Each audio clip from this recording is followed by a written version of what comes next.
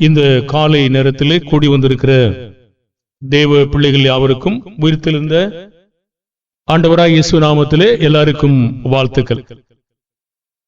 கடந்த வாரத்திலே நாம் என்ன பிரசங்கித்தோம் என்றால், பிள்ளைகளிடத்தில் கிறிஸ்தவ ஸ்திரீகள் எவ்வாறு செயல்படுவது, அதாவது கிறிஸ்தவ ஸ்திரீகள் மாத்திரமல்ல, பெற்றோர் கூட. சாமுவேல் மன்னிக்கணும், பிள்ளைகளை அடக்க முடிந்தும் ஏலி அடக்காமல் போனது பாவம். பிள்ளைகளை அடக்க வேண்டும். அடக்கலைன்னா பாவம். என்ன நடந்ததுன்னு கேட்டீங்கன்னா, அவங்களுடைய பாவம் பலியினாலாவது காணிக்கையினாலாவது நிவர்த்தி ஆகல. அடங்க மாட்டா நீங்க சொல்லக்கூடாது, அடக்கி ஆகணும். நீங்க எப்படி அடக்குவீங்கன்னு தெரியாது, ஆனா அடக்கணும். உங்களுக்கு மேல வளர்ந்த பிற்பாடு நீங்க அடக்க முடியாது. அதுக்கு மேல நீங்க வேற முறையை கையாளணும். இயேசு எப்படி நம்மிடத்திலே சேவை செய்தாரோ அதே போல முற்றிலுமாக உங்களை தாழ்த்தணும். தாழ்த்தினாதான் அந்த சேவை எடுபடும். நீங்க அதுக்கு முன்னாக பெரும்ப கையாடலாம், சாப்பாடு கொடுக்காம இருக்கலாம், பொருள் வாங்கி கொடுக்காம இருக்கலாம், அது முன்பாக. ஆனால் அவன் இளைஞனாகி வாலிபனான பிற்பாடு நீங்க ஒண்ணுமே செய்ய முடியாது. அவன்கிட்ட நீங்க இயேசு எப்படி தாழ்த்தினாரோ, எவ்வளவுக்கு எவ்வளவு தாழ்த்த முடியுமோ, எவ்வளவுக்கு எவ்வளவு உங்க பிள்ளைகள்கிட்ட அடி வாங்க முடியுமோ, திட்டு வாங்க முடியுமோ அவ்வளவு வாங்கணும். அப்பதான் அடுத்த கட்டத்துல நீங்க நவத்த முடியுமே தவிர அடுத்து நீங்க ஒண்ணுமே செய்ய முடியாது. நீங்க தர்ணா பண்ணாலும் சரி, போராட்டம் பண்ணாலும் சரி, அவங்களுக்கு அது புரியவே புரியாது. பாருங்க, ஒரு கண்டன ஆர்ப்பாட்டம் பண்றாங்க இல்லையா, எதுக்கு? கவனிக்கணும். கவனிக்காம போனா, செத்துக்கிட்டே இருந்தா கவனிக்காம போனா அதுக்குடைய மதிப்பு என்ன? மதிப்பே கிடையாது. அப்படியானால் அந்த காரியங்களை நீங்கள் வளர்ந்த பிற்பாடு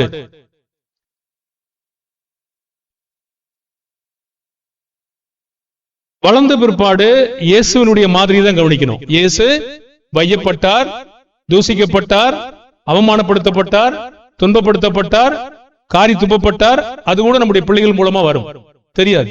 ஆனா அந்த நிலையை நீங்க அந்த நிலைக்கு வந்தாதான் உங்க கீழ்ப்படுகிற பிள்ளைகளை கீழ்ப்படிய பண்ண முடியும். வேற முறை கிடையாது. வேதத்துல அந்த முறையே கிடையாது. இப்படிதான் நீங்க அது கீழே வேலை செய்யணும். வளர்க்காம நீங்க சின்ன பிள்ளைகளை விட்டுட்டீங்கன்னா அடுத்த கட்டம் இதுதான் நீங்க கையாளணும். வேற முறையெல்லாம் ஒண்ணுமே கிடையாது. அடுத்து பிள்ளைகளை தீமத்தில் நாம் பார்த்தோம், நல்லொழுக்கம் உள்ளவங்களா கீழ்ப்படிய பண்ணணும். பொதுவா நம்முடைய பெற்றோர்கள் பிள்ளைகளை சிறு வயதுல சும்மா அப்படி ஜாலியா விட்டுறாங்க. ஊழியக்காரன் எல்லா நேரத்திலும் பிள்ளைகளை வளர்க்க முடியாது. ஒரு ஞாயிற்றுக்கிழமை அவ்வளவுதான், வியாழக்கிழமை விருப்பம் இருந்தா வருவீங்க, இல்லைன்னா வரமாட்டேங்க. மற்ற வகுப்பு இருந்தா விருப்பம் இருந்தா வருவீங்க, இல்லைன்னா வரமாட்டேங்க. இது உங்க விருப்பமா நீங்க வச்சுக்கிறீங்க. காலையில வருவீங்க, சாயந்தரம் தேவையில்லைன்னா வரமாட்டேங்க. அப்போ நான் என்ன செய்ய முடியும்? ஒண்ணும் பண்ண முடியாது. அப்போ உங்க பிள்ளைகள் இருக்கிற நேரம் உங்ககிட்ட தான் இருக்காங்களே தவிர என்கிட்ட அதிக நேரம் இல்ல. என்கிட்ட அதிக நேரம் நீங்க கொடுத்தீங்கன்னா உங்க பிள்ளைகளை வளர்க்க கத்தரால் முடியும். ஆனா நீங்க கொடுக்கறது இல்ல. கொடுத்தாதான் முடியும். ஆனால் அப்படி கொடுக்கிற தாய்மார்கள் சில இருக்கிறாங்க, அவங்க நிச்சயம் ஆசீர்வதிக்கப்படுவாங்க. அப்ப பிள்ளைகளை நாம் நல்லொழுக்கம் உள்ளவர்களாக கீழ்ப்படிய பண்ணணும். இஸ்ரவேலில் அடங்காத பிள்ளை இருந்தா என்ன செய்யணும்? அடங்காத பிள்ளை இருந்தா மூப்பர்கிட்ட போய் சொல்லணும், என் பிள்ளை அடங்க மாட்டேங்கிறான்னு சொல்லி. நீங்க சொல்லாம மறைச்சு வச்சுக்கிட்டா திருந்தவும் முடியாது, பாவம் தெரியாதுல்ல. நீங்க மருத்துவம் செய்யணும்னா மருத்துவர்கிட்ட போனாதான் நோயை கண்டுபிடிச்சு சுகமாக்குவார். நீங்க மருத்துவத்தையே போக மாட்டீங்கன்னா நோய் யாருக்கு தெரியும்? மருத்துவர் சொப்பனங்காம்பார் அங்க இருந்துகிட்டு தெரியாது. அப்ப அந்த மூப்பர்கிட்ட நீங்க சொல்லலைன்னா அந்த பிள்ளையை திருத்துவதற்கு எந்த வாய்ப்பும் கிடையாது. துன்பம் உங்களுக்கு தான். இப்ப பிள்ளைகளை தீமை அகற்றுவதற்கு புருஷனும் மனைவியும் சேர்ந்து வேலை செய்யணும். அவனு தண்டிக்கப்பட்டாலும் சரி, கொல்லப்பட்டாலும் சரி, ரெண்டு பேருமே சேர்ந்து தான் வேலை செஞ்சாங்க. சேர்ந்து வேலை செஞ்சா மட்டும்தான் அந்த பிள்ளையை திருத்த முடியும். அப்படி திருத்த முடியலன்னா ரொம்ப கடினமான சூழ்நிலையை உங்களுக்கு ஏற்படுத்தும். இது நம்ம முழு பாடம் போதிக்கல, முழு பாடம் நீங்க யூடியூப்ல கேளுங்க. அடுத்து நம்ம இந்த மாதிரி பாடங்களை தான் கடந்த நாள்ல பார்த்தோம்.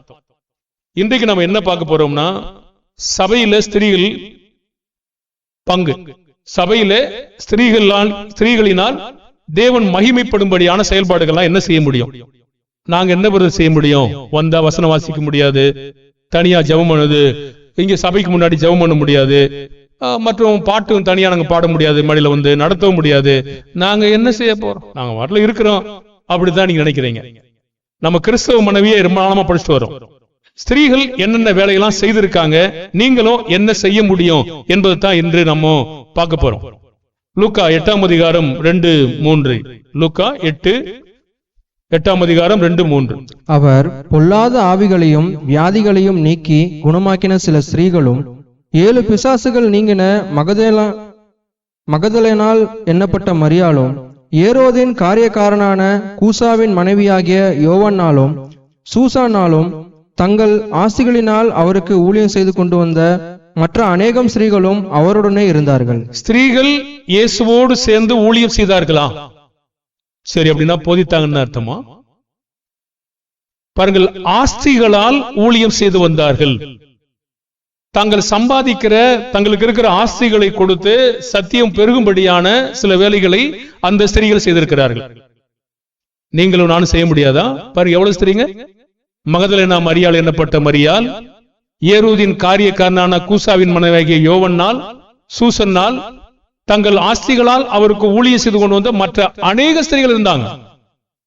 நீங்க உங்களுக்கு கிடைக்கப்பட்ட சந்தர்ப்பங்களை உங்களுடைய ஆஸ்திகளை கொண்டு ஊழியம் செய்ய முடியாதா?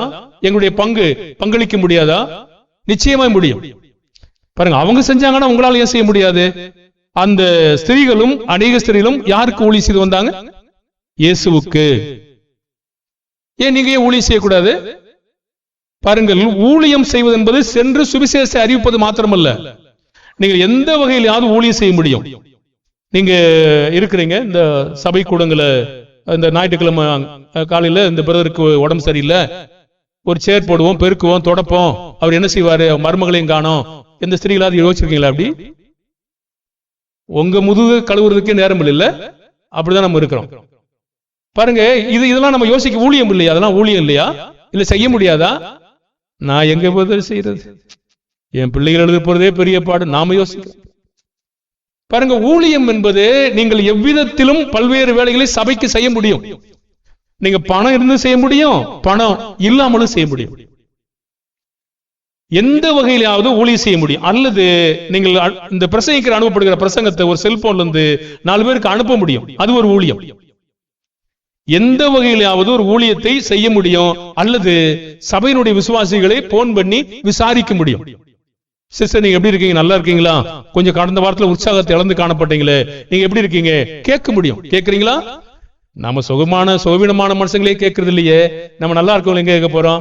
நம்ம எவ்வளவு அன்பா இருக்கும் பாருங்க. ஒரு சுகவீனமான மனுஷங்க உங்களுக்கு சுகவீனம், உங்களுக்கு சுகம் இல்ல அப்படி கேளுங்கன்னா பாக்குறதும் இல்ல, கேட்கறதும் இல்ல. நிச்சயமா எனக்கு அது குறித்து ரொம்ப வேதனையான சூழ்நிலை. ஒரு மனுஷன் ஒரு மனுஷி யாராவது சுகம் இல்லைன்னு சொன்னா அதை போன் பண்ணியாவது எத்தனை பேர் விசாரிச்சீங்க? சரி, தனம் ஆண்டு ஒருத்தர் வரவே இல்லை, அவங்க ரொம்ப சிக்கா இருக்கிறாங்க. எத்தனை பேர் போன் பண்ணி விசாரிச்சீங்க? கை தூக்கு. அறிவிப்புலாம் எது கொடுக்கிறோம்? இல்ல போன் நம்பர்லாம் எனக்கு கேளுங்க, தருவம் இல்ல, அன்பா இருங்க. பாருங்க, அது ஒரு சட்டம். அந்த சட்டம் மிக கடுமையானது. சொல்லும் போது நீங்க நிராகரிக்கப்படுவீங்க, பரலோகத்துக்கு போகல இருந்து தூர வீசப்படுவீங்க, 2ஆம் மரணமாகி அக்னி கடலுக்கு போவீங்க. அது ஒரு பெரிய காரியம். நோயாளிகளை நீங்கள் விசாரிக்க வேண்டும், அதுல சென்று பார்க்க வேண்டும். கிறிஸ்துவனுடைய அன்பின் ஒரு பாகம். நாம் அப்படிலாம் செய்யறது இல்ல, அது ஒரு ஊழியமா நினைக்கிறது இல்ல. பாருங்க, நான் செல்லாவிட்டாலும் அந்த மக்களுக்கு ஒரு வகையில போய் ஒரு போன் பண்ணியாவது எப்படி இருக்கீங்க, கவலைப்படாதீங்க, கர்த்தர் நிச்சயமா உங்களை சுகம் தருவாரு அப்படி சொல்லி நம்பிக்கையோட காத்துருங்க. ஏன் சொல்லக்கூடாதா? நீங்கள் சிலர் இருக்கிறீங்க, அதுக்காக ஆசீர்வதிக்கப்படுவீங்க. பாருங்க, யார் செய்கிறார்களோ அவர்களை தேவன் பாராட்டுகிறார், யார் செய்யவில்லையோ அவங்க தேவன் பாராட்டுவது கிடையாது. பாருங்க, அப்படியானால் அந்த ஸ்திரீகள் இயேசுவுக்கு ஊழியம் செய்தார்கள். ஊழியம் என்றால் போதிப்பது மட்டும்தான் என்று போதிப்பது மட்டும்தான் என்று வேதாகமும் ஒருபோதும் போதிப்பதில்லை. ஊழியத்திலே பல்வேறு நிலை இருக்கிறது. 1 கொரிந்தியர் 12:5 வாசிங்க. ஊழியங்களிலேயும் வித்தியாசங்கள் உண்டு, கர்த்தர் ஒருவரே. ஊழியங்களில் வித்தியாசமான ஊழியங்கள் இருக்கிறது. குணமாக்கும் வரங்கள், விசுவாசத்தின் காரியங்கள், சுகமாக்கும் காரியங்கள், பேசுகிற காரியங்கள், பிரசங்கிக்கிற காரியங்கள், சேவை செய்கிற காரியங்கள், எத்தனை காரியங்கள் இருக்காது. நம்ம வேலையை நம்ம செய்வதற்கு நமக்கு நேரம் இல்லைன்னா நாம எப்படி மற்றவங்களை ஐக்கியமா இருப்போம் எப்படி சொல்ல முடியும்? ஒரு அந்நியுன்யமா இருக்கிறோம் எப்படி சொல்ல முடியும்? ஒரு நோயாளிகளுக்கு தேவையானது என்ன? விசாரித்தல். அது ஒரு ஊழியம். இவங்க ஆஸ்திகளை ஊழியம் செஞ்சாங்க, கண்டிப்பா நான் அதை உங்களுக்கு சொல்லல. ஏன்னா நீங்க ஆஸ்திகளை கொடுத்து ஊழியம் செய்யற அளவுக்கு பெரிய பணக்காரங்க தான் ஊழியம் செய்ய இல்லைங்க. எனக்கு இருக்கிற ஆஸ்தியில ஊழியம் செய்ய முடியுமா? முடியாதா? நிச்சயம் முடியும். நமக்கு இருக்கிற பங்குல எத்தனையோ காரியங்களை கர்த்தருக்கு வேலை செய்ய முடியும். பாருங்க, ஊழியம் பெண்கள் செய்திருக்கிறார்கள். அப்போஸ்தலர் நடபடிகள் 9ஆம் அதிகாரம் 36 39. யோப்பா பட்டணத்தில் கிரேக்கு பாஷையிலே தொற்கால் என்று அர்த்தம் கொள்ளும் தபித்தாள் என்னும் பேருடைய ஒரு சீசி இருந்தாள்.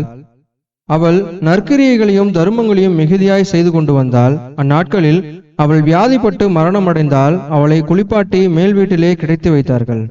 யோப்பா பட்டணம் லித்தா ஊருக்கு சமீபமானபடியினாலே பேதுரு அவ்விடத்தில் இருக்கிறார் என்று சீசர்கள் கேள்விப்பட்டு தாமதமில்லாமல் தங்களிடத்தில் வர வேண்டும் என்று சொல்லும்படி 2 மனுஷரை அவனிடத்திற்கு அனுப்பினார்கள். பேதுரு எழுந்து அவர்களுடனே கூட போனான். அவன் போய் சேர்ந்த பொழுது அவர்கள் அவனை மேல் வீட்டுக்கு அழைத்து கொண்டு போனார்கள். அப்பொழுது விதவைகள் எல்லாரும் அழுது தொற்கால் தங்களுடனே கூட இருக்கையில் செய்திருந்த அங்கிகளையும் வஸ்திரங்களையும் காண்பித்து அவனை சூழ்ந்து நின்றார்கள். சரி, அப்போ இந்த தொற்கால் என்று அர்த்தம் கொள்ளும் தபித்தாள் என்னும் ஒரு சீசி. சீசினா என்ன? சீசன்னா யாரு? சீசன்னா யாரு? தன்னைத்தான் வெறுத்து தன் சிலுவை எடுத்துக்கொண்டு கிறிஸ்துவை பின்பற்றுகிறவன் தான் சீசன். பாருங்க, இவள் கர்த்தருக்காக எல்லாவற்றையும் இழந்து கர்த்தரை பின்பற்றுகிற ஸ்திரியா இருந்திருக்கிறாள். அவள் உயிரோடு இருந்த நாட்களில் அங்க இருக்கிற மக்களுக்கு ஆடைகள் தேய்த்து கொடுத்திருக்கிறாள். ஏழையான மக்களுக்கு தான் டெய்லரிங் செய்து அநேக மக்களுக்கு கையினாலோ அல்லது மிஷினாலோ ஆடைகளை செய்து மற்றவங்களுக்கு கொடுத்திருக்கிறாள். எப்படி தெரியும்? அவள் மரித்து மேல் வீட்டில் குளிப்பாட்டி வைத்திருக்கிற பொழுது அநேக மக்கள் அந்த ஆடைகளை காட்டி அழுதிருக்கிறார்கள். நீங்க அப்படி அழும்படி ஒரு சேவை செய்றீங்களா? யார்ட்டா செய்றீங்களா? நாம் செய்யறோமா? ஊழியக்காரர் செஞ்சா ஊழியர்கள் தான் பங்கு. நீங்க சோமுல நான் விசாரிக்கிறேன், எனக்கு தான் பங்கு. உங்களுக்கு வராது. யார் யார் கிரியை செய்கிறார்களோ அவர்களுக்கு தான் அந்த பங்கு இருக்கும். அப்படியானால் இந்த ஸ்திரீ தன்னுடைய மற்ற சபை பிள்ளைகளுக்கு மற்றவங்களுக்கு ஆடைகளை தைத்து அல்லது ஏழை பிள்ளைகளுக்கு கொடுத்திருக்கிறாளா? நாம நமக்கே தச்சுக்கிறோம். நீ கொண்டு வாங்க, நான் தச்சு தரேன், இலவசமா உனக்கு தரேன் சொல்லாமா? எவ்வளவு ரூபாய் செலவழியும்? ஒண்ணு செலவழியாது, நேரம் தான் செலவழியும். பாருங்க, அது ஒரு சேவை. அது தேவனிடத்துல பொக்கிஷம். பாருங்க, எனக்கே நேரம் இல்ல, நேரம் இருக்கல எல்லாம் சொல்லி தெரிஞ்சா அவங்களை எப்படி நடந்திருக்கும்? எப்படி நடக்கும்? நடக்க முடியாது.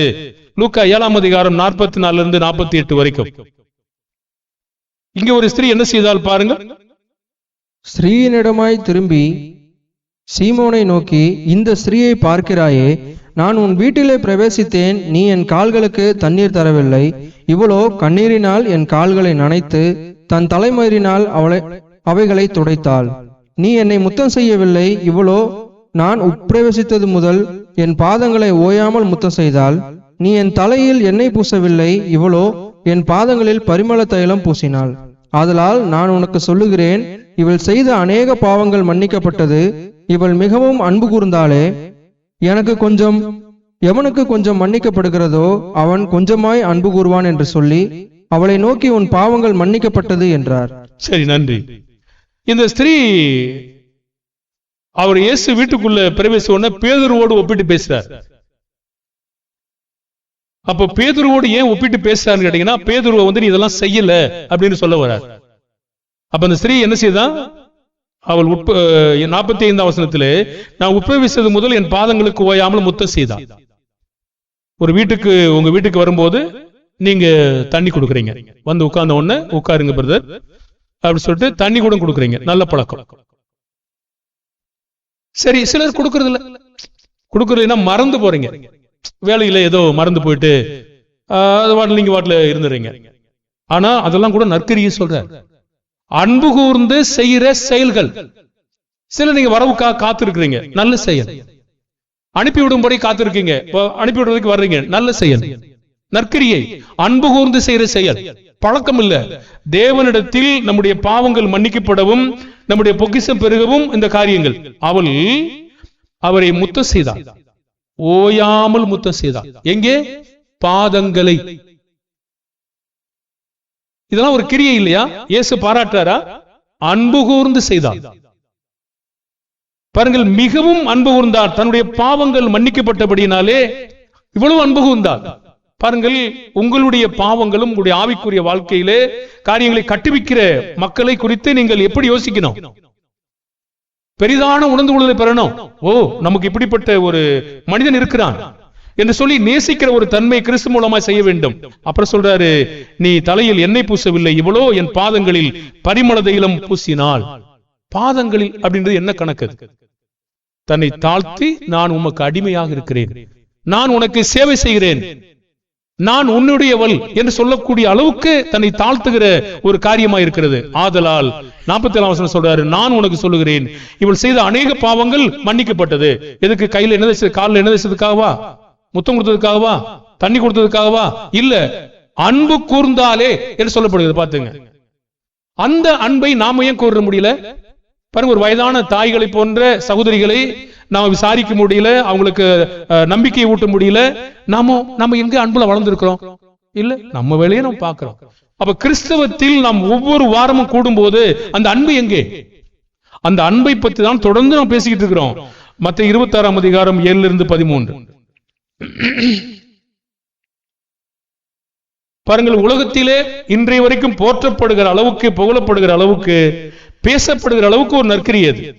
ஒரு ஸ்திரீ வெளியேற பெற்ற பரிமள தைலமுள்ள வெள்ளைக்கல் பரணியை கொண்டு வந்து அவர் போஜன பந்தியில் இருக்கும்போது அந்த தைலத்தை அவர் சிரசின் மேல் ஊற்றினாள். அவருடைய சீஷர்கள் அதை கண்டு விசனமடைந்து, இந்த வீண் செலவு என்னத்திற்கு? இந்த தைலத்தை உயர்ந்த விலைக்கு விற்று தரித்திரருக்கு கொடுக்கலாமே என்றார்கள். இயேசு அதை அறிந்து அவர்களை நோக்கி, நீங்கள் இந்த ஸ்திரீயை ஏன் தொந்தரவுப்படுத்துகிறீர்கள்? என்னிடத்தில் நற்கிரியை செய்திருக்கிறாள். தரித்திரர் எப்போதும் உங்களிடத்தில் இருக்கிறார்கள், நானோ எப்பொழுதும் உங்களிடத்தில் இரேன். இவள் இந்த தைலத்தை என் சரீரத்தின் மேல் ஊற்றினது என்னை அடக்கம் பண்ணுவதற்கு எத்தனமான செய்கையாய் இருக்கிறது. இந்த சுவிசேஷம் உலகத்தில் எங்கெங்கே பிரசங்கிக்கப்படுமோ அங்கங்கே இவளை நினைப்பதற்காக இவள் செய்ததும் சொல்லப்படும் என்று மெய்யாகவே உங்களுக்கு சொல்லுகிறேன் என்றார். அந்த ஸ்திரீ தேவன் மகிமைப்படும்படியான செய்த நற்கிரியை இன்றைய வரைக்கும் எல்லா சபைகளிலும் பேசப்படுகிறதா? நீங்க செய்தீங்கன்னா பேசப்படாதா? நாம் நற்செயல்களை பாருங்க. அந்த தைலத்தை பூசும் போது அங்க இருக்கிற சீசர்கள் சொல்றாங்க, இந்த வீண் செலவு என்னத்துக்கு? அது என்னுடைய நினைவு. ஆனா இயேசு சொல்றாரு, அந்த ஸ்திரீ ஏன் தொந்தரவுப்படுத்துகிறீர்கள்? என்னிடத்தில் நற்கிரியை செய்திருக்கிறாள். தரித்திரர் எப்போது இருக்கிறாங்க? அப்படிப்பட்ட விலையுறந்த பொருளை கூட கொடுத்து கர்த்தராகிய இயேசுவிடத்தில் அன்பு கூர்ந்து ஒரு சேவை செய்திருக்கலாம். இன்றைய வரைக்கும் அது பேசப்படுகிற அளவுக்கு செஞ்சிருக்கிறாங்க. பாருங்க, நம்ம அன்றைக்கு அவ அப்படி செஞ்சா, நீங்க வேற மாதிரி செய்யலாம், செய்ய முடியாதா? நிறைய செயல்களை செய்யலாம். ஆனா ஸ்திரீகள் நம்ம என்ன யோசிக்கிறோம்னா, நாங்க வரணும், உட்கார்ந்து இருக்கணும், போயிடணும், அவ்வளவுதான் நம்முடைய வேலையை நினைக்கிறோம். எத்தனை கிரியை செய்திருக்கிறாங்க. அது மாத்திரம் இல்லைங்க, அப்போஸ்தலர் நடபடிகள் 1 அதிகாரம் 12, 13, 14 நீங்க சில பக்கத்துல இருக்கிற ஸ்திரீகளா 2-3 பேர் சேர்ந்து இப்படி வேலையை நீங்க செய்ய முடியும். ஆனா செய்யறீங்களான்னு எனக்கு தெரியாது, செய்யல எனக்கு பாக்குற வரைக்கும். அப்போஸ்தலர் நடபடிகள் 1 அதிகாரம் 12, 13, 14 அப்பொழுது அவர்கள் எருசலேமுக்கு சமீபமாய் ஒரு ஓய்வு நாள் பிரயாண தூரத்தில் இருக்கிற ஒலிவமலை எண்ணப்பட்ட மலையிலிருந்து எருசலேமுக்கு திரும்பி போனார்கள். அவர்கள் அங்கே வந்தபோது மேல் வீட்டில் ஏறினார்கள். அதில் பேதுருவும் யாக்கோப்பும் யோவானும் அந்திரேயாவும் பிலிப்புவும் தோமாவும் பார்த்தேலமேயும் மத்தேயும் அல்பேவின் குமாரனாய யாக்கோப்பும் செலேத்தே எனப்பட்ட சீமோனும் யாக்கோப்பின் சகோதரனாய யூதாவும் தங்கியிருந்தார்கள். அங்கே இவர்கள் எல்லாரும் ஸ்திரீகளோடும் இயேசுவின் தாயாகிய மரியாளோடும் அவருடைய சகோதரோடும் கூட ஒருமனப்பட்டு ஜெபத்திலும் வேண்டுதலிலும் தரித்திருந்தார்கள். சரி, இங்கே இந்த சகோதரிகள் அந்த சகோதரர்களோடு சேர்ந்து ஒரு மேல் வீட்டில் ஜெபித்திருக்கிறார்களா? சரி, நாங்களா என்ன செய்ய முடியும்? நீங்க அருகில் இருக்கீங்க, பக்கத்துல 2 ஸ்திரீ இருக்காங்க, வாங்க நம்ம இன்னைக்கு இந்த நாள்ல இந்த ஒரு வாரத்தை குறிச்சுக்கிட்டு, இந்த வாரத்துல ஒரு நாள் குறிச்சிட்டு, இந்த நேரத்துல நம்ம சபைக்காகவும் ஆத்தும ரட்சிப்புக்காகவும் சபையினுடைய மக்களுக்காகவும் மற்றும் அநேக பாவத்துல இருந்து மீட்கப்படவும் நம்ம 1 மணி நேரம் ஜெபிப்போம். அப்படிங்க என்னைக்காவது ஜெபிச்சிருக்கீங்களா சகோதரிகளே? இப்பதானே பிறகு எங்களுக்கு தெரியும். எப்பவோ போதிச்ச பாடம், 2014 போதிச்ச பாடம். பாருங்க, அப்படியானால் இது நாம ஏன் இப்படி ஜெபிக்க கூடாது? இல்ல தனிப்பட்டவர்கள் நீங்க ஜெபிக்கிறீங்க, ரைட், ஓகே. ஏன் இப்படி நீங்க அருகில் இருக்கிற நேரத்துல சேர்ந்து ஏன் செய்யக்கூடாது? ஏன் இந்த குடும்பத்துல ஒரு 4 ஸ்திரீகள் ஏன் 1 மணி நேரம் ஜெபிச்சுட்டு நீங்க போக கூடாது? இல்ல அருகில் இருந்தீங்கன்னா அருகில் வீட்டிலேயே சேர்ந்து ஒரு ஜெபிக்க கூடாது? அதெல்லாம் நற்செயல் இல்லையா? ஸ்திரீகள் செய்யக்கூடிய செயலாக தெரியலையா அது? பாருங்க, அது தாங்கும். அது எப்படி தாங்குச்சுன்னு பாருங்க. 12 அதிகாரம் 12-16 அப்போஸ்தலர் நடபடிகள். அப்போஸ்தலர் நடவடிக்கைகள் 12ஆம் அதிகாரம் 12 - 16 வரைக்கும். அவன் இப்படி நிச்சயித்துக் கொண்டு மார்க்கு என்னும் பேர் கொண்ட யோவானுடைய தாயாகிய மரியாள் வீட்டுக்கு வந்தான். அங்கே அநேகர் கூடி ஜெபம் பண்ணி கொண்டிருந்தார்கள். பேதுரு வாசற் கதவை தட்டின போது ரோதை என்னும் பேர் கொண்ட ஒரு பெண் உற்று கேட்க வந்தாள். அவள் பேதுருவின் சத்தத்தை அறிந்து சந்தோஷத்தினால் கதவை திறவாமல் உள்ளே ஓடி பேதுரு வாசலுக்கு முன்னே நிற்கிறார் என்று அறிவித்தாள். அவர்கள், நீ பிதற்றுகிறாய் என்றார்கள். அவளோ, அவர்தான் என்று உறுதியாய் சாதித்தாள். அப்பொழுது அவர்கள், அவருடைய தூதனாய் இருக்கலாம் என்றார்கள். பேதுரு பின்னும் தட்டி கொண்டிருந்தான். அவர்கள் திறந்தபோது அவனை கண்டு பிரமித்தார்கள். போதும். இந்த மாதிரி ஒரு யோசனை உங்களுக்கு வருதா? ஒரு வயதுல முதிர்ந்த தாயா இருக்கிற நீங்க சிலரு இந்த மாதிரி நம்ம சில எங்க இருக்கிற மக்களை கூட்டிட்டு சும்மா ஓய்வா இருக்கிற நேரத்துல, வேலைக்கு முடிச்ச பிற்பாடு அல்ல லீவா இருக்கிற நேரத்துல ஏதாவது ஒரு நாளை குறிச்சுக்கிட்டு இந்த மாதிரி ஒரு ஜெபிக்கிற பழக்கம் இருக்கா? பாருங்க, இந்த ஸ்திரீகள் ஜெபித்ததினாலே பேதுரு விடுதலையாக்கப்பட்டார். ஆச்சரியமா இல்லையா உங்களுக்கு? அப்ப ஸ்திரீகள்னா சும்மா சமைக்கிறது, அந்த துணி துவைக்கிறது மட்டும்தான் வேலையா? சபையினுடைய வேலை இது இல்லையா? பாருங்கள், நீங்கள் ஜெபிக்க வேண்டும். உங்களுடைய பிள்ளைகளுக்காக நீங்க ஜெபிக்கலாம், சபையினுடைய ஊழியங்களுக்காக நீங்க ஜெபிக்கலாம், விடுதலைக்காக ஜெபிக்கலாம், நோயின் கட்டுகளுக்காக ஜெபிக்கலாம். இதுக்கெல்லாம் நீங்க ஒரு குழுவா சேர்ந்து ஜெபிக்க முடியும். ஜெபித்த மாதிரி இருக்கா இல்லையா? இருக்குல்ல. ஏன் அப்படி ஜெபிப்பதில்ல? நீங்க அன்பு எங்க? உங்களிடத்துல இருக்கிற அன்பு எங்க? அன்புள்ள பிள்ளைகளே எங்க? இல்ல. நம்ம என்ன வெறும் சாப்பாட்டுக்காக வந்த உலகத்துல வாழ்றோம்? வெறும் பிழைப்புக்காக வந்த உலகத்துல வாழ்றோம்? இப்படிலாம் ஒரு எண்ணம் கொள்ள வேணாமா? ஒரு யோசனை வேணாமா? இப்படி யோசிக்கிற ஒரு தன்மையுடைய பிள்ளைகளாக இருக்க வேண்டாமா? இதெல்லாம் வேதத்துல இல்லையா? படிச்சாதானே தெரியும். வேதத்தை படிக்கணும் இல்ல? நீங்க எத்தனை பேர் ஆரம்பத்துல இருந்து வேதத்தை படிச்சுட்டே வர்றீங்க? படிங்க, படிச்சாதான் தெரியும். இதெல்லாம் இருக்கு என்பது நமக்கு தெரியும். பாருங்க, நம்முடைய பிழைப்புகளை பார்த்துக்கிட்டு இருக்கோம், ஆனா அதெல்லாம் அழிஞ்சு போயிடுங்க.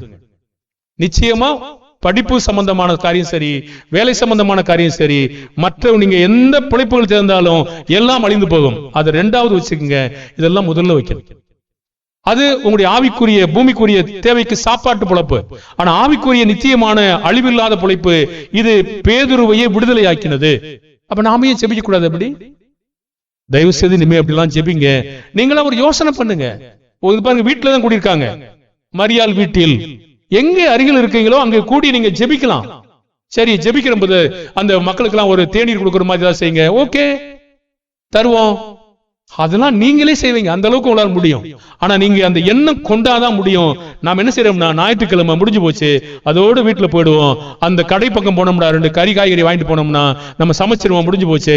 சாயந்தரமா நல்லா தூங்குவோம். யாரு வர்றாங்க யாரு வரல நமக்கு அவசியம் இல்ல, நாமளா எல்லாம் இருப்போம் அப்படின்னு நம்ம நினைக்கிறோம். பாருங்க, ஒரு ஞானஸ்தானம் எடுக்கிறதுக்காக 2 பேர் தான் இருக்காங்க. இத்தனை பேர் கூடி இருக்காங்க. பாருங்க, அவங்க என்ன எது கூடுறாங்க? இத்தனை பேர் எது கூடுறாங்க? காலையில 6:30 மணிக்கு இத்தனை பேர் கூடுறாங்க. எத்தனை பேர் கூடுறாங்க? பாருங்க, இவங்கள கூடுறாங்க. எது கூடுறாங்க? இவங்கள எது கூடுறாங்க? அவர்களை இவர்கள் உற்சாகப்படுத்துகிறார்கள். ஆச்சரியமா இல்லையா உங்களுக்கு? எடுத்த பிள்ளைகள் எடுக்காத பிள்ளைகளை உற்சாகம் ஊட்டுகிறார்கள். அப்போ நீங்க யாராவது மாநில புதிதா யாராவது வந்திருந்தாங்கன்னா நீங்க என்ன செய்யணும்? அவங்களை உற்சாகப்படுத்துறதுக்கு நீங்க இப்படி ஒத்துழைப்பு தரலாம். அது சபையினுடைய வளர்ச்சியில் நீங்க எடுக்கிற பங்கு. மாநில என்ன செய்றீங்க? நீங்க எல்லாம் மாநில என்ன செய்றீங்க? சும்மா இருக்கீங்க. பாருங்க, வருகிற பிள்ளைகள் ஆசீர்வதிக்கப்படுறாங்க. பாருங்க, மாலையில இங்க இருக்கிற பிள்ளைகள் சிலர் வர்றீங்க, வந்துட்டு திரும்ப வர்றீங்க. பாருங்க, அவங்க பலனை பெறுவாங்களா? அவங்க இந்த ஸ்திரீகள் மாதிரி புகழப்படுவாங்களா? உங்களை புகழ்வாரா கர்த்தர்? யார சொல்லுவாரு சொல்லுங்க? வருகிறவர்களை புகழ்வாரா? வராதவங்களை புகழ்வாரா? பாருங்க, அப்படியானால் நம்முடைய நேரங்களை நாம் வீணடிக்கிறோம். மற்ற நேரங்கள் நமக்கு இல்ல, அந்த நேரங்கள் தான் இருக்கிறது. அந்த நேரங்கள் தான் உங்களுக்கு லீவு. ஏன் நம்ம தேவனுடைய வார்த்தைகளை தொடர்ந்து கேட்க கூடாது? ஏன் நீங்க அதிகமா பக்தி விருத்தி அடையக்கூடாது? ஏன் இன்னும் நம்ம வளரலையே? அன்போடு கூட அந்த எண்ணங்களை நமக்கு இல்லையே? பாருங்க, ஒரு 2 பேர் ஞானஸ்தானம் எடுக்கிறதுக்கு ஏறக்குறைய 13 பேர் எடுத்தவங்க வந்து உற்சாகப்படுத்துறாங்க. நாங்கள் எடுத்துட்டோம் பிரதர் சொல்லிட்டு இருக்கலாம்ல. பாருங்க, காலையில 6:30 மணி எப்படி எந்திரிப்பீங்க? 6:30 மணிக்கு வந்து எங்க நின்னோம்? அங்க இருந்து தாம்பரத்துல இருந்து 10 கிலோமீட்டர் இருந்து ஒருத்தர் வரணும். அப்புறம் பம்மல்ல இருந்து சிலர் சைக்கிளோ பைக்கோ ஆட்டோவோ பிடிச்சு வரணும். எப்படி வர்றாங்க? பாருங்க, எதையோ பிடிச்சு வந்து சேர்றாங்க. 6:30 மணிக்கு இங்க வரணும்னா எத்தனை மணிக்கு எந்திரிக்கணும்? பாருங்க, எந்திரிக்கிறாங்களா? நான் சில மக்களுக்கு போன் பண்றேன், எடுக்கிறதே இல்லை. இப்ப அந்த மாதிரி ஞானஸ்தான வகுப்பு நடக்குது வாங்கன்னு சொன்னா எடுக்கிறதே இல்லை. ஏன்? என்ன செய்ய முடியும் என்னால? பாருங்க, சொன்னா வந்துடுறாங்க. பாருங்க, இது காரியங்களை உங்களுக்கு நான் சொல்வதற்காக கொஞ்சம் வெக்கப்படுறேன், ஆனால் சொல்லிதான் ஆகணும். பாருங்க, நான் உங்களுக்கு முன்னாடி ஒரு அறிவிப்பு கொடுத்தேனா? என்ன அறிவிப்பு கொடுத்தேன்? நான் வந்து அடுத்த வாரத்துல ஒரு ட்ரீட்மெண்ட்டுக்காக போறேன். அப்ப தேவன் நமக்கு பலம் கொடுக்கும் போது என்ன ஆகுது? அப்போ முடியுமே முடியாது சொல்லிட்டு அப்ப நேற்று 2 பேர் பார்க்க வந்தாங்க. 2-3 பேர் பார்க்க வந்தாங்க. பார்க்க வந்த ஒரு பாடு, பிரதர் லுங்கியை கட்டிட்டு அவர் வாரில் தெரிவார்னு பார்த்தா அவரோட பேண்ட் போட்டு ஜம்மு நின்றுட்டு இருக்காருன்னு சொல்றாங்க. அவங்க 2 பேர் பார்க்க வந்து கொஞ்சம் பணம் கொடுத்துட்டு அந்த பொருளை வாங்கி கொடுத்துட்டு பணம் வாங்கி கொடுத்து போயிட்டாங்கன்னு வச்சுக்கோங்களேன். அவங்க என்ன நினைச்சாங்களாமா, பிரதர் வந்து சும்மா படுத்துக்கிட்டு இருப்பாரு, லுங்கியை கட்டிட்டு நினைச்சாராமா. நான் பேண்ட் போட்டு இருக்கேன்ல, எப்படி லுங்கி கட்டிட்டு இருப்பது? வேலை செய்யணும்ல. பாருங்க, நமக்கு வேலை தொடர்ந்து இருந்து கொண்டுதான் இருக்கும். தேவன்கிட்ட நீங்க பலம் கட்டிங்கன்னா அவர் கொடுப்பாரு. ஆனா அவர்கிட்ட கேட்கலன்னா எப்படி கொடுப்பாரு? நம்முடைய பலத்துல நம்ம செய்யவே முடியாதுங்க. இது எதுக்கு சொல்றோம்னா, நம்ம ஒரு சாக்கு போக்கு சொல்லக்கூடாது. எப்பவுமே நம்ம இப்படிப்பட்ட நிலையில இருந்தும் கூட அந்த வேலைகளை செய்யற பொழுது நம்ம கூப்பிடும் போது நீங்க ஒத்துழைப்பது எவ்வளவு மேன்மையா இருக்கும் பாருங்க. இப்ப உங்களுக்காக தான் அந்த வேலையை செய்யறோம். அப்ப நீங்க ஒத்துழைக்க கூடாது. நீங்க ஒத்துழைக்க கண்டிப்பாக முடியும். ஆனா நீங்க உணர்ந்து கொள்வதற்கு நம்ம செய்வோம். அப்போ அந்த காரியங்கள்ல நம்ம எப்பவுமே என்ன செய்யணும்னா, தேவனுடைய காரியங்களை ஒரு காரியங்களை கூப்பிட்டு ஒரு வகுப்பு ஆரம்பிக்கிற பொழுது அதுக்கு எவ்வளவு ஒத்துழைக்க முடியுமோ அப்படி ஒத்துழைப்பு நல்லது. எங்க ஒரு குடும்பம் இருக்காங்க, எத்தனை வகுப்பு சொன்னாலும் ஓகேன்னு சொல்லுவாங்க. எப்பவாவது மாட்டேன் அப்படிங்கிற வார்த்தையே இல்லை. அவங்க ஆசீர்வதிக்கப்படுவாங்க. நிச்சயமா அந்த பிள்ளைகளுக்கு நல்ல மனவாளன் கிடைப்பாங்க, நல்ல மனவாட்டி அந்த வாலிபனுக்கு கிடைப்பாங்க. எந்த நேரம் ஒரு வகுப்பு இருக்குன்னு சொன்னாலும் எப்பவும் தட்டினதே கிடையாது. ஓகே வர்றோம், சரி வகுப்புக்கு வர முடியல, கர்த்தருடைய பிள்ளைகளை போன்ல கொஞ்சம் கனெக்ட் பண்ணீங்களா பிரதர், நான் கேட்க வைக்கட்டுமா? சொல்லாம சொல்லக்கூடாது. எங்களுக்காக வேதனையோடு நீங்க இவ்வளவு பிரசங்கம் பண்றீங்களே, நாங்க இந்த போன்லயாவது கேட்கிறோமே கேட்க கூடாதா? பாருங்க, எங்கள் கண்ணீர்ல இருந்து கண்ணீர் வந்து அப்போஸ்தலனாகிய பவுல் இருந்து கண்ணீர் வந்துச்சா, அது அவங்களுக்கு ரொம்ப தாக்கம் ஏற்படும். ஏனென்றால் அது உங்களுக்காக செய்யற வேலையை நீங்க புரிந்து கொள்ள வேண்டி இருக்கிறது. உங்களுக்காக ஒரு செய்யற வேலையை நீங்க அதை சரி ஆமோதித்து ஐயோ இந்த சந்தர்ப்பத்தை நான் விடக்கூடாது என்று ஏன் நினைக்க கூடாது? பாருங்க, அப்படி ஒரு சகோதரிகளும் தாய்மார்களும் தன்னுடைய பிள்ளைகளுக்கு அப்படிப்பட்ட பயிற்சியை கொடுக்கணும். அதுக்காக நீங்க தியாகம் பண்ணணும், அதுக்காக நேரம் எடுத்துக்கணும், அதுக்காக கெஞ்சணும், அதுக்காக ஒரு நாள் வேலையை கெடுக்கணும்.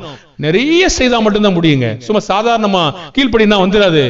அது நீங்க பல்வேறு வகை செய்யணும். இன்னும் ஸ்திரீகள் என்ன செய்யலாம் பாருங்க. அப்போஸ்தலர்கள் 18ஆம் அதிகாரம் 2வது வசனம். யூதர் எல்லாரும் ரோமபுரியை விட்டு போகும்படி கிளேவுதிராயன் கட்டளையிட்டபடியினாலே இத்தாலியாவிலிருந்து புதிதாய் வந்திருந்த பொந்து தேசத்தானாகிய ஆக்கில்லா என்னும் நாமமுள்ள ஒரு யூதனையும் அவன் மனைவியாகிய பிரிஸ்கில்லாலையும் அங்கே கண்டு அவர்களிடத்திற்கு போனான். சரி, அப்ப இவங்க பேருக்காக படிச்சோம். இப்ப அவங்க செய்த கிரியைகளை பாருங்க. ரோமர் 16ஆம் அதிகாரம் 3-4. ரோமர் 16வது அதிகாரம் 3-4. கிறிஸ்து இயேசுவுக்குள் என் உடன் வேலையாட்களாகிய பிரிஸ்கில்லாவையும் ஆக்கில்லாவையும் வாழ்த்துங்கள்.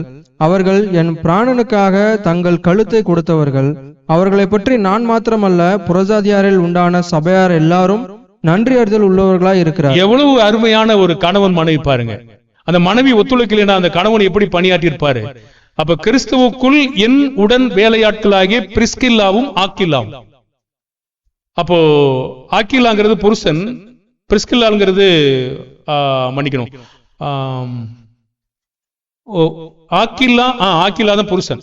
ஆக்கில்லா என்னும் நாமம் உள்ள ஒரு யூதனையும் அவன் மனைவியாகிய பிரிஸ்கில்லா. அது அப்போஸ்தலர்கள் 18:2 இருக்கு இல்லையா? இருக்கு.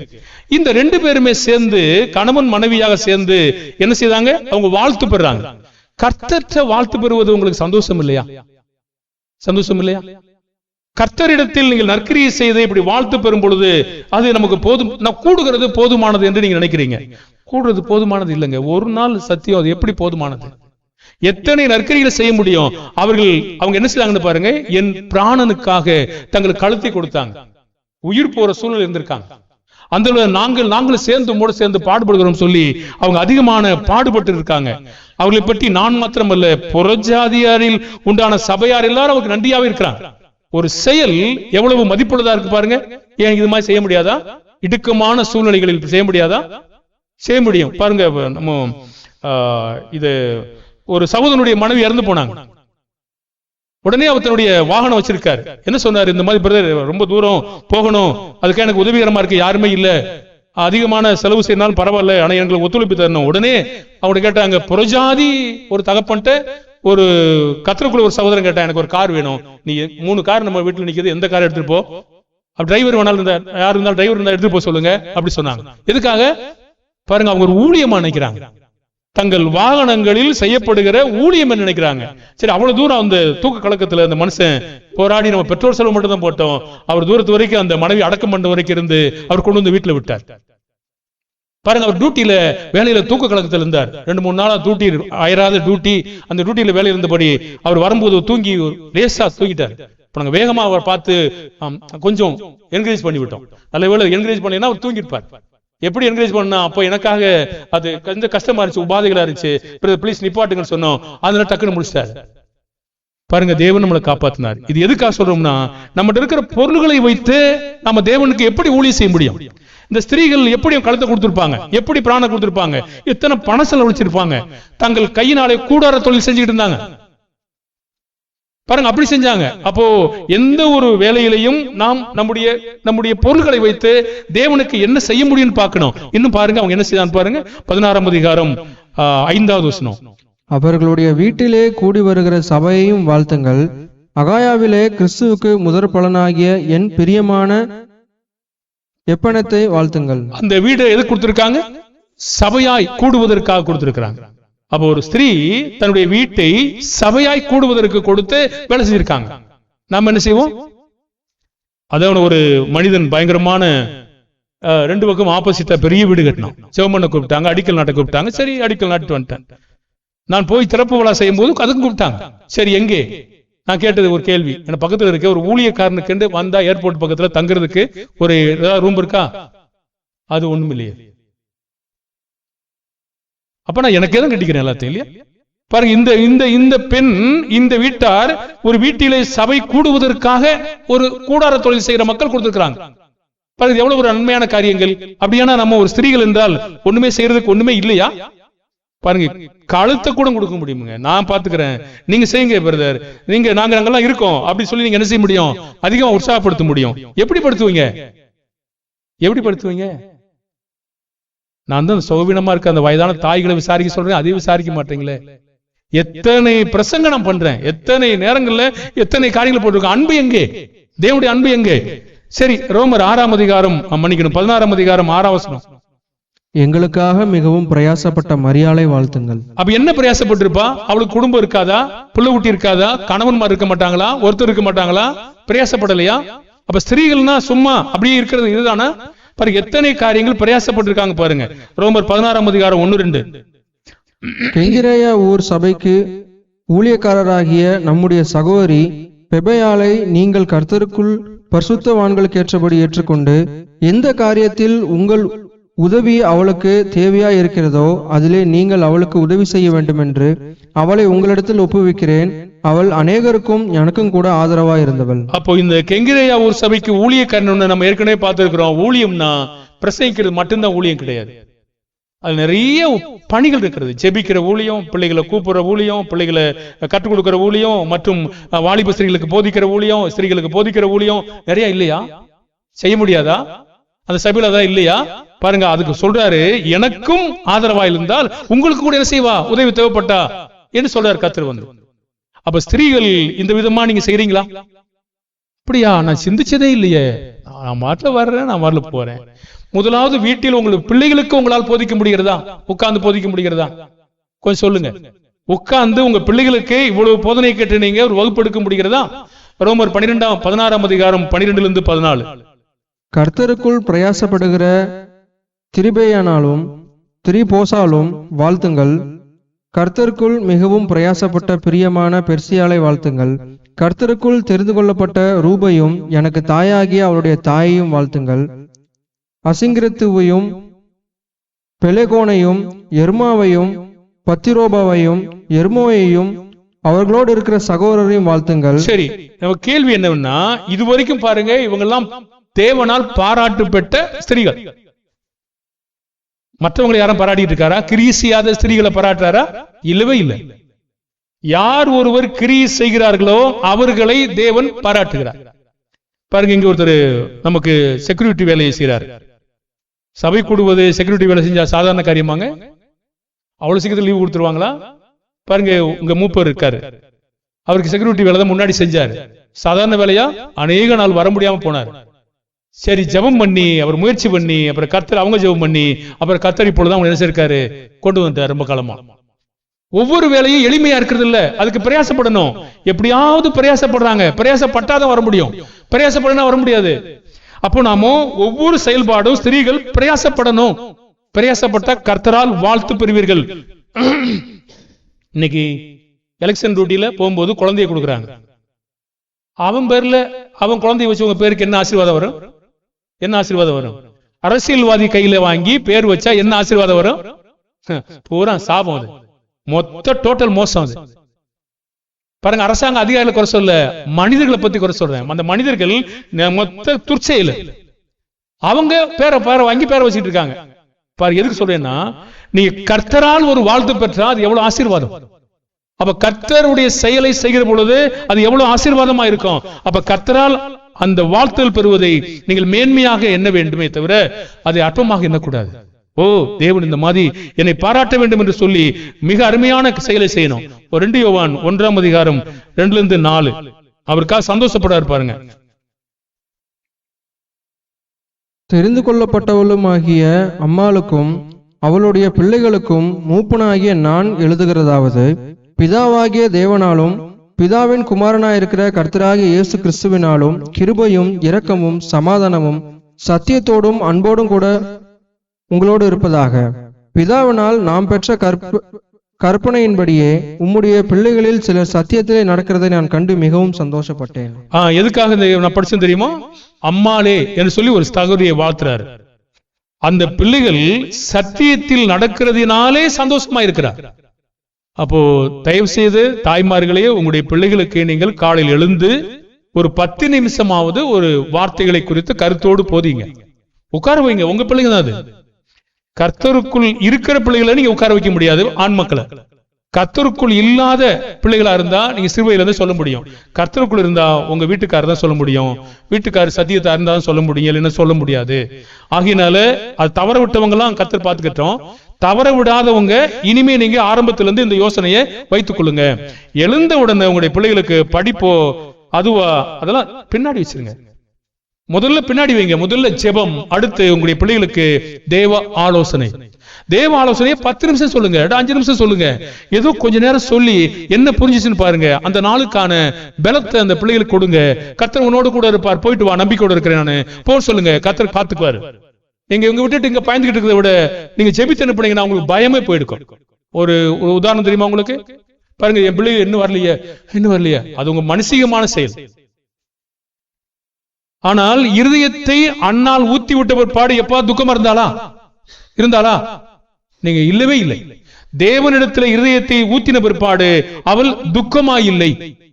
அப்படியானால் நீங்கள் தேவனிடத்திலே முழுவதுமாக சொல்லிவிட்டு உங்களுடைய பிள்ளைகளுக்கு ஆலோசனைகளை வழங்கிவிட்டு கர்த்தர் உன்னோடு கூட இருப்பார், நான் உங்களை நம்புகிறேன், நீங்கள் கர்த்தர் உன்னை காத்து கொண்டு வருவாராக ஜெபித்து அனுப்புங்க.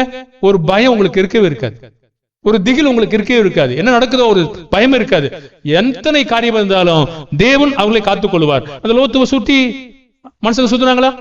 லோத்துவின் வீட்டை சுற்றி சுத்துனாங்களா? என்ன நடந்துச்சு? கண்ணு முடிச்சுட்டு இருக்காங்களா? இருக்காங்க. என்ன நடந்துச்சு? கதவு தெரியல. வீட்டு வாசல் கதவு எங்கன்னு தெரியாது. தேவனால் செய்ய முடியுமா? முடியும். கிட்ட வரும்போது அவங்களுக்கு பூதமாய் தெரிஞ்சிருக்கும், அது நாய்மாய் தெரிஞ்சிருக்கும், கழுதமாய் தெரிஞ்சிருக்கும். அடைச்சி இப்படிப்பட்ட மோசமானா அப்படி சொல்லிட்டு தேவன் எதையும் மாற்ற முடியும். இருதயங்களை மாற்றுகிற தேவன். நாம ஏன் நம்புறது இல்ல? நம்ம சும்மா பயப்படும். தேவனிடத்துல நீங்கள் இப்படி நம்பிக்கை கொள்ளுங்கள். சத்தியத்தில் நடக்கிறதுனாலே உங்களுக்கு பெரிய ஆசீர்வாதமா இருக்கும். 1 பேதுரு 3:6. அந்தபடியே சாராள் ஆபிரகாமை ஆண்டவன் என்று சொல்லி அவனுக்கு கீழ்ப்படிந்திருந்தால், நீங்கள் நன்மை செய்து ஒரு ஆபத்துக்கும் பயப்படாது இருந்தீர்களானால் அவளுக்கு பிள்ளைகளாய் இருப்பீர்கள். பாருங்க, நன்மை செஞ்சீங்கன்னா நீங்க ஒரு ஆபத்துக்கும் பயப்படவே தேவையில்லை. அப்ப தேவனுக்கு நீங்க சாராளுக்கு பிள்ளைகளா இருக்கிறீங்க. நன்மை செய்யும் போது ஏன் நீங்க பயப்படணும்? நான் நேர்மையா இருக்கிறேன், கர்த்தருக்குள் பலமா இருக்கிறேன், கர்த்தருக்குள் விசுவாசமா இருக்கிறேன், கர்த்தருடைய காரியத்துல ஒற்றுமையா இருக்கிறேன், கர்த்தர் என்ன சொல்றாரு கேட்கிறேன். நீங்க ஏன் நன்மை எதுக்கு பயப்படுறீங்க? பயம் உங்களுக்கு வேண்டாம். தேவன் உங்களுக்கு கூடவே இருக்கிறார், உங்களுக்கு ஒத்தாசையா இருப்பார். சாராளுக்கு பிள்ளைகளா இருப்பீர்கள். சரி, இன்னும் ஒரு 5 நிமிஷம் நீங்க காத்துருங்க. பழைய ஏற்பாட்டினுடைய ஸ்திரீகளை பற்றி பார்க்க போறோம். புதிய ஏற்பாட்டினுடைய ஸ்திரீகளை தான் பார்த்தோம். பழைய ஏற்பாட்டினுடைய ஸ்திரீகள் ஏபேரின் மனைவியாகிய யாகேலுடைய நற்செயல் நான் பார்த்தோமா? கடந்த ஒரு நாள்ல சொன்னேன். நியாயாதிபதிகள் 4ஆம் அதிகாரம் 17 to 24 வரைக்கும் படிக்க வேண்டாம், அது ஒரு பெரிய வசன பகுதி. அந்த 21ஆம் வசனத்தை நீங்க படிச்சீங்கன்னா, அந்த பெண்மணி புறஜாதியாருடைய ராஜா, அந்த ராஜாவை ஒரு கூடாராணி எடுத்துட்டு போய் நல்ல பாலை கொடுத்து தூங்க வச்சுட்டு நச்சுன்னு நடுமண்டியில் என்ன செய்யட்டா வந்து, ஐயோ நாம் பெண்ணு போய் நல்ல பாலை கொடுத்து தூங்க வச்சுட்டு நச்சுன்னு நடுமண்டியில் என்ன செய்யட்டா வந்து, ஐயோ நாம் பெண்ணு. இந்த பெண்கள் பின்னாடி நான் வண்டியில போயிருக்கேன் சில நேரங்கள, போனா பயமா தான் இருக்கும். அப்படியே பிடிச்சு பம்பிட்டு போவாங்க. அந்த பொதுவா அவங்களுக்கான பயம் இருக்கலாம். சில பெண்கள் தைரியமா இருக்கலாம், அது நம்ம சொல்ல முடியாது. ஆனா என்னன்னு கேட்டீங்கன்னா, இந்த பெண் ஒரு கூடாராணி எடுத்து சம்மட்டி எடுத்துக்கிட்டு நச்சு நடுமண்டியில் இறக்கி அல்ல பூமியில புதையிற அளவுக்கு என்ன செய்யட்டா வந்து ஒரேடியா அடிச்சா. புறஜாதியார் ராஜாக்களை அடிச்சு அப்படி கொண்டு போட்டான். பெண்ணா இருந்தா சும்மா நுடங்கி போய் இப்படி படுக்கிறதானா? இல்ல. பாருங்க, எது தேவன் இப்பொழுது நமக்கு வாய்க்கு பண்ணிருக்காரோ அதை சிறப்பாய் செய்தால். யார் மண்டையில அடிக்க வேண்டாம். நீங்க மண்டையில் அடிச்சீங்கன்னா கணவனை மத்தில் அடிப்பீங்க, இல்லைன்னா எல்லாரும் தூக்கி பார்த்து தூக்கி அடிப்பீங்க, அவ்வளவுதான். செய்ய மாட்டேங்க நினைக்கிறேன். யார் நீங்க செய்ய மாட்டீங்களே? செய்யக்கூடாது. கணவனை எதிர்க்கிற அதிகாரம் உங்களுக்கு கிடையாது.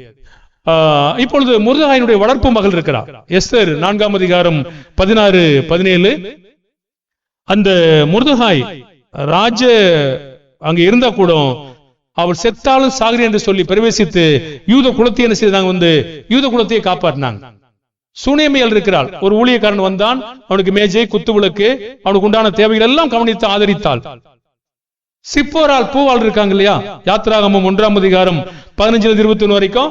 சிப்பால் பூவால் வந்து தேவனுடைய ஜனங்கள் அல்ல, அவர்கள் எகிப்தினுடைய ராஜாவுக்கு வேலை செய்றவங்க. ஆனா என்ன செய்தாங்க, அவங்க இஸ்ரவேல் ஜனங்களை காப்பாற்றினார்கள். ராஜாவுக்கு பயப்படாமல். ரொம்ப ஆச்சரியமா இருக்கு, ஒரு ராஜாவுக்கு பயப்படாம அவங்க இஸ்ரவேல் மக்களுக்கு உதவிகரமா இருந்து பிள்ளைகள்லாம் காப்பாற்றினாங்க. நீங்க எப்படி செய்ய முடியுமா? தேவனுக்காக வைராக்கியமா இருக்கணும். தன்னுடைய குடும்பத்திற்கு இருக்கிறத விட தேவனுக்காக இருந்தீங்கன்னா தேவன் எல்லாத்தையும் சரிப்படுத்துவார். அது வந்து யாத்திராகமம் 1, 15 to 21 வரைக்கும். அடுத்து நகோமி மருமகளான ரூத் நல்ல நம்பிக்கையா இருந்தா. எல்லாம் போயிட்டா நீ போறியான்னு கேட்டா, இல்ல நான் உம்மோட தான் வருவேன், உம்முடைய தேவன் தான் என்னுடைய தேவன் சொல்லி உறுதியான நம்பிக்கையுடையவளாக இருந்தாங்க. இப்படி பழைய ஏற்பாட்டுல அநேக ஸ்திரீகளை நீங்க என்ன செய்ய முடியும், பார்க்க முடியும். அப்படியானா ஸ்திரீகள்னா சபையில ஒண்ணும் இல்லை அப்படி நினைக்கிறதுக்கு இல்ல, இத்தனை நற்செயலை நீங்க என்ன செய்ய முடியும். பிரியமானவர்களே, தயவு கூர்ந்து நீங்கள் உங்களுடைய கணவனுக்கு முன்னாகவும் உங்கள் பிள்ளைகளுக்கு முன்னாகவும் சபையிலையும் நீங்கள் ஊழிய பணிகளிலும் கர்த்தருக்கு சேவை செய்வதிலும், சேவைனா ஒரு பந்தி இருக்கிறாரு பணிபடி செய்றீங்க, அதெல்லாம் நீங்க செய்றீங்க. அப்போ உங்க வீட்டுக்கு வரோம், நீங்க வந்து வரவேற்கிறீங்க, தண்ணி கொடுக்குறீங்க, அல்லது முகம் துடைக்கிறதுக்கு டவல் கொடுக்குறீங்க, இதெல்லாம் சரி. இப்படி சின்ன சின்ன வேலைகள்ல உங்களால் என்ன செய்ய முடியுமா? செய்ய முடியுமே. நீங்கள் சபையிலையும் அப்படிப்பட்ட வேலைகளை செய்ய முடியும், சபையிலையும் இந்த பிள்ளைகளுக்கு கற்றுக் கொடுக்கிற வேலையை செய்ய முடியும். இப்படி அநேக வேலைகளை செய்து ஊழியத்திலே சபையிலே நீங்கள் முன்மாதிரியான ஸ்திரியாக இருக்க முடியும். அல்லது ஆசி இருந்த ஆசிரியர் ஊழியம் செய்ய முடியும், வீடு இருந்தா சபை கொடுக்க முடியும். இப்படி அநேக வேலைகளை செய்து கர்த்தர் முன்னிலையாக நற்கரியை செய்யுங்க, கர்த்தரால் பாராட்டு பெறுவீங்க. கர்த்தரால் பாராட்டு பெறுவதா மேன்மை தவிர மனுஷரால் பாராட்டு பெறுவது மேன்மை இல்லை. அது மாத்திரமல்ல, நீங்க என்ன செய்யலாம்னா ஜெபிக்கலாம். நானு என் பிள்ளைங்க என்னை குறித்தே கவலைப்பட்டு இருக்காம ஒரு அகன்ற மனதார தூரத்து பார்வை பார்த்து, ஓ இதெல்லாம் ஏன் செய்யக்கூடாது, நானு ஏன் இந்த மாதிரி செய்யக்கூடாது, செஞ்ச நல்லதுதானே, வேதத்துல இருக்குல்ல, இப்படி கூப்பிட்டு நம்ம ஜெபிக்கிற பொழுது இன்னும் சபையானது பலமானதாக என்ன செய்யும், பலமானதாக இருக்கும். அப்படி சொல்லும் போது நீங்களா ஒரு 4 பேர் கூட்டிட்டு அந்த சுகவீனமான ஸ்திரீக்கு ஜெபிப்போம், அந்த சுகவீனமான சகோதரனுக்காக ஜெபிப்போம். இப்படி ஜெபிச்சீங்கன்னா இன்னும் பலமா என்ன செய்யும், இருக்கும். இனிமே அதெல்லாம் செய்வீங்களா? முயற்சி பண்றோம்ன்றீங்களா? செய்யுங்க, செய்ய முடியும். உங்களை அருகாமையில் இருக்கிற யார் பக்கத்துல இருக்காங்களோ அவங்களை கூப்பிட்டுங்க. ஏதோ ஒரு வாரத்தை ஒரு நாள் தெரிவு செய்யுங்க, இல்ல உங்களுக்கு எந்த நேரம் கிடைக்குமோ அப்படி செய்யுங்க. நீங்க அப்படி இருக்கிறத விட வீட்டுல சும்மா இருக்கிறத விட இந்த மாதிரி வேலைகளை செய்த விட மேன்மையானது. ஒரு பாடம் கேட்க முடியலையா, செல்போன்ல கனெக்ட் பண்ணுங்க பிரதர், நாங்க கேட்கிறோம் கேளுங்க. சும்மா ஏன் இருக்கிறீங்க? அது உங்களுக்கு என்ன லாபம்?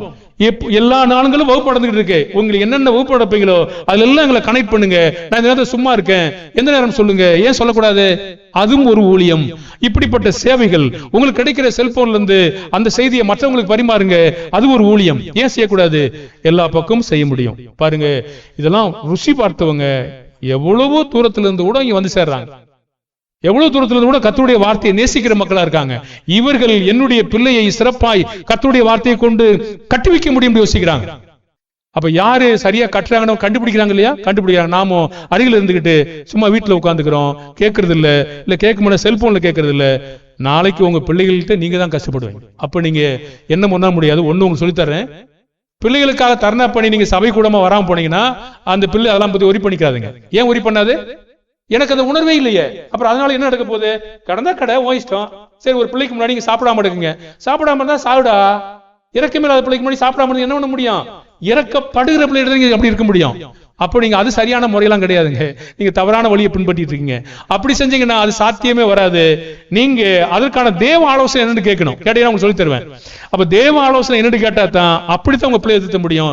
ஒரே ஒரு காரியம் சொல்றேன், உங்க வாலிபனாகி உங்க பிள்ளை திருந்தலைன்னா இயேசு கிறிஸ்து எப்படி தாழ்த்தினாரோ அப்படி தாழ்த்துங்க. அவன் அடிக்கலாம், உங்களை உதைக்கலாம், உங்களை துப்பலாம், உங்களை காரி துப்பலாம், சாப்பாடு போடாம கொள்ளலாம், பட்டினியா இருக்கலாம். இதெல்லாம் நீங்க தாங்கிக்கிட்டு அப்படியே நடந்து கொள்ளுங்க. ஒரு நாள் உங்க பிள்ளை மனம் மாறுவான் நிச்சயமா. நான் மாறி இருக்கமா இல்லையா? இயேசு இப்படி சேவை செய்தார், மாறி இருக்கமா இல்லையா? மாறி இருக்கோம். அப்படிப்பட்ட அளவுக்கு நீங்க பொறுமையா இருங்க, உங்க பிள்ளை ஒரு நாள் திருந்துவான் கண்டிப்பா. அந்த முறையை தான் நீங்க இனிமே கையாளணுமே தவிர வேற வழி, அதுக்கான வேற மாற்று ஏற்பாடு உண்மை கிடையாது. நீங்க எத்தனை நாள் பட்டியா இருந்தாலும் செத்து போவீங்க. உங்களை பாக்குறதுக்கு யாரும் இருக்க மாட்டாங்க, பாத்துங்க. அது இறக்கம் இருக்கிறவங்ககிட்ட, உணர்ந்து கொள்றவங்ககிட்ட. அந்த மாதிரி இல்லாத ஒரு மக்கள்கிட்ட நீங்க செஞ்சீங்கன்னா செத்தா சாவு. இன்னும் 2 மிதி மிதிச்சு உங்களை பாத்தீங்களா? கார்ல போகும்போது 2 பெற்றோர் தாயை தள்ளி விட்டு போயிட்டாங்களாமா. 75 வயசு பாட்டி கார்ல ஏறிட்டு வந்து கீழே ரோட்ல விட்டு போயிட்டாங்க. ஒரு தாய், வயதான தாய். என்ன ஆகும்? இது இரக்கமற்ற மனுஷங்கிட்ட நீங்க உபவாசம் இருந்து என்ன பண்ண, சபை கூடங்களுக்கு போகாம வந்து என்ன செய்ய, பட்னியா இருந்து என்ன செய்ய, நீங்க வேலைக்கு போகாம என்ன செய்ய, கடந்தா கடன்னு சொல்லிட்டு அமைதியா இருப்பாங்க. தேவனுடைய இரக்கம் இல்லாத மனுஷங்கிட்ட இந்த தன்னால் நீங்க என்ன செய்ய முடியாது, ஜெயிக்க முடியாது.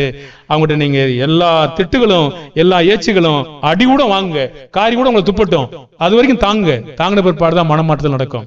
இயேசு சொன்னாரு மன்னியும் சொல்லுங்க. அதெல்லாம் செஞ்சுட்டு பிதாவே என் மகனை மன்னிப்பீராக சொல்லுங்க, இப்பதான் மாற்றம் நடக்கும். நன்மை புத்தியினமான மனுஷனுடைய அறியாமையை நன்மை செய்வதன் மூலமாக அடக்க முடியுமே தவிர வேறு விதத்தில் அடக்க முடியாது. நீங்க திருந்தலைன்னா நான் உங்களோட கெஞ்சி தான் கட்டி இருக்க முடியும் தவிர உங்களை என்ன செய்ய முடியும்? என்ன செய்ய முடியும் நினைக்கிறீங்க? ஒண்ணும் பண்ண முடியாது.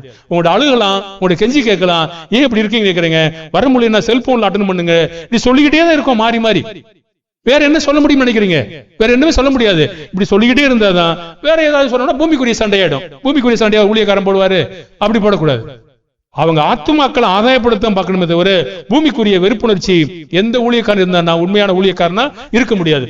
பூமிக்குரிய வகையில ஒரு வெறுப்புணர்ச்சி கூட இருக்கக்கூடாது, அது மாம்சம். அவன் ஆவிக்குரிய வகையில தன்னுடைய கொடுக்கப்பட்ட மக்களை ஆதாயப்படுத்துவதற்காக அவன் தன்னை தாழ்த்த வேண்டுமே தவிர வேற எந்த ஒரு தீங்கான செயலும் செய்யக்கூடாது. அவன் தாழ்த்தி வருந்தி தான் வேலை செய்யணும், அழுது கண்ணீர் வடிச்சுதான் வேலை செய்யணும். அவன் இன்னும் பரியாசம் பண்ணப்பட்டுதான் வேலை செய்யணும், கனவீனப்படுத்தப்பட்டுதான் வேலை செய்யணுமே தவிர அப்படி வேலை செஞ்சாதான் அந்த வேலையை தேவன் ஆசீர்வதிப்பாரு. அவன் பூமிக்குரிய யுத்தம் பண்ணான்னா ஒண்ணு ஆசீர்வதிக்க மாட்டார். ஆக இந்த கீழ்ப்படியாத பிள்ளைகள்கிட்ட இந்த வழிமுறை தான் இருக்கிறது. ஆகையினால இந்த சகோதரிகளாகி நீங்கள் வாலிப பிள்ளைகளுக்கும் சரி, நீங்க திருமணமாகி பிள்ளை பேர் எடுத்தால் உங்க பிள்ளைகளுக்கு வயிற்றுல இருக்கும் போதே போதிங்க. வயிற்றுல இருக்கும் போதே நீங்க போதிக்க ஆரம்பிச்சிருங்க. அது நல்ல வேலை செய்யும், கண்டிப்பா கேட்கும். கேட்கல சொன்னா போய் கேட்கும். வேணா வயிற்றுல இருந்த பிள்ளை துள்ளிச்சு, வயிற்றுக்குள்ள சண்டை, 2 பிள்ளைங்க சண்டை போடுச்சு, அப்ப வேலை நடக்குதா? அப்ப காதுல கேட்கும். உங்க வளையல் சத்தம் கேட்குன்னா காது பாட்டு கேட்காதா? நல்ல உட்கார்ந்து பாட்டு பாடுங்க. என்ன பாட்டு பாடுங்க? வெறும் சினிமா பாட்டை போட்டு டிவில வச்சு கேட்க வச்சுட்டு இருங்க. வேற என்ன வேணும்? அந்த ஒண்ணு ஆட தான் பார்க்க, இந்த ஆடம் பாருங்க, ஒரு பாட்டு படிச்சு உள்ளே ஆடுறான் பாருங்க பயங்கரமா. அப்ப அந்த மாதிரி ஒரு ஆட்டம் தான் வரும். மனுஷன் எதை கேட்க வைக்கிறீங்களோ அப்படிதான் அது பழகி போய் என்ன செய்யும், ஆட்டம் ஆடிக்கிட்டே இருக்கு. ஆகையால நம்ம தேவனுடைய பிள்ளைகளை அழிந்து போகாத சொத்துக்காக வளர்க்கணுமே தவிர அழிந்து போகிற காரியங்கள்ல நீங்க விட்டீங்கன்னா அது எல்லாம் வீணா போச்சு. பாடுபடுங்க, பிள்ளைகள்கிட்ட பாடுபடணும். சும்மா பிள்ளையை வளர்க்க முடியும்? வளர்க்கவே முடியாது. பாடு அதிகமான அழுத்தம். அதுக்கு தான் சொல்றாரு, சொந்த குடும்பத்தை நடத்த அறியாதவன் சபை எப்படி விசாரிப்பான்? பாடுபட்டு ஆகணும். கர்த்தர் உங்களை ஆசீர்வதிப்பார். உங்களுடைய கவனத்திற்கு மிக்க நன்றி. மற்றொரு நாளில் இன்னொரு பாடத்திற்கு